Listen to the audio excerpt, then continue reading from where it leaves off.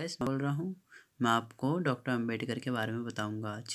Doctor Ambedkar Bharat के सामाजिक क्रांतिकारी थे। उन्होंने अपने जीवन में बहुत कठिनाइयों का सामना किया है। ये बहुत महत्वपूर्ण एक हमारा हिस्सा है जिनको लोग कम जानते हैं। तो मैं चाहता हूँ प्लीज़ आप इसे पूरा देखें, इस वीडियो को, इसके बारे में आप समझें ताकि इसको आप समझ सकें अच्छे से। मेरा इस वीडियो को बनाने का तात्पर्य ये है कि मैं अपने लोगों को या फिर जो हमारे लोग हैं और जो हमारे भारत का देश है, इसको मैं कुछ शिक्षा के तौर पर इनको कुछ जगा सकूं। इसलिए मैं चाहता हूं कि आप इस वीडियो को पूरा देखें प्लीज़।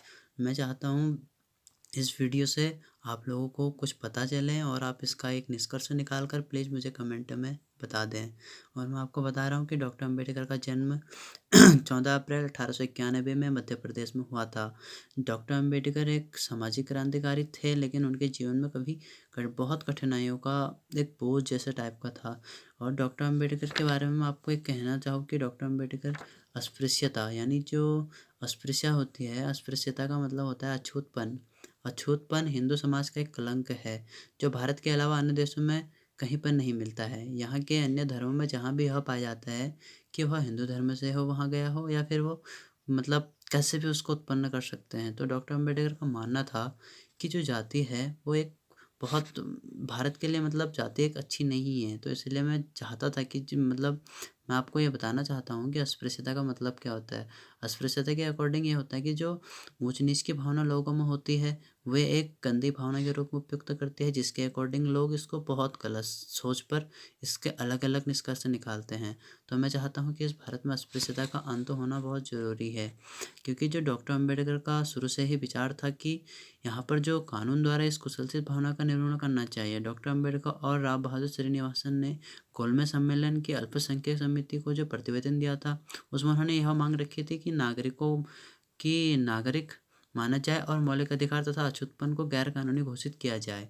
और जब भारतीय संविधान बन रहा था तो डॉक्टर अंबेडकर ने उसके भाग 111 मौलिक अधिकार की धारा 17 के द्वारा अस्पृश्यता और उसके प्रयोग को अवैध घोषित कर दिया था। तो आप सोचें कि जो अस्पृश्यता है, क्या वो भारत में उत्पन्न होनी चाहिए? मेरे अकॉर्डिंग ये बिल्कुल भी अच्छा नहीं है।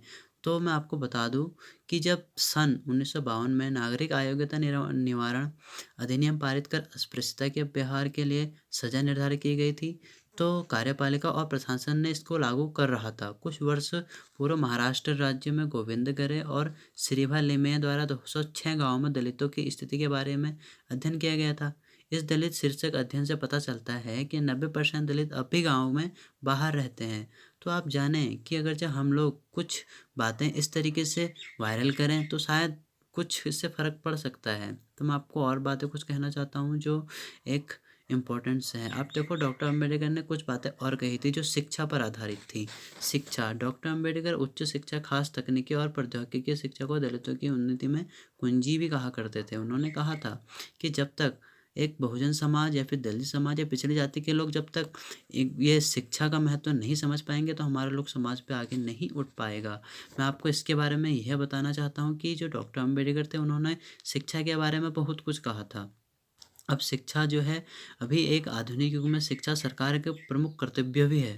डॉक्टर अम्बेडकर ने साइमन कमीशन से मांग की थी कि अनुसूचित जातियों की शिक्षा संबंधी खर्च को सरकारी व्ययों में प्रथम स्थान दिया जाए, क्योंकि अतीत में इनकी अपेक्षा हुई है।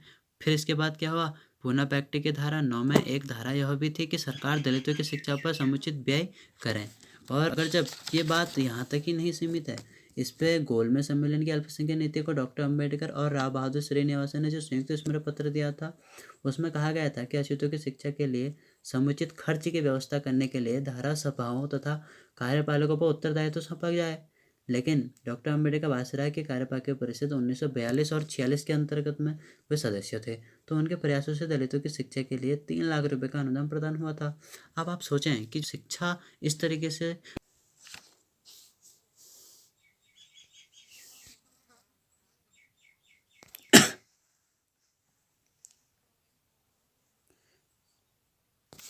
और इसको प्लीज़ लास्ट में सब्सक्राइब और लाइक ज़रूर कर दें।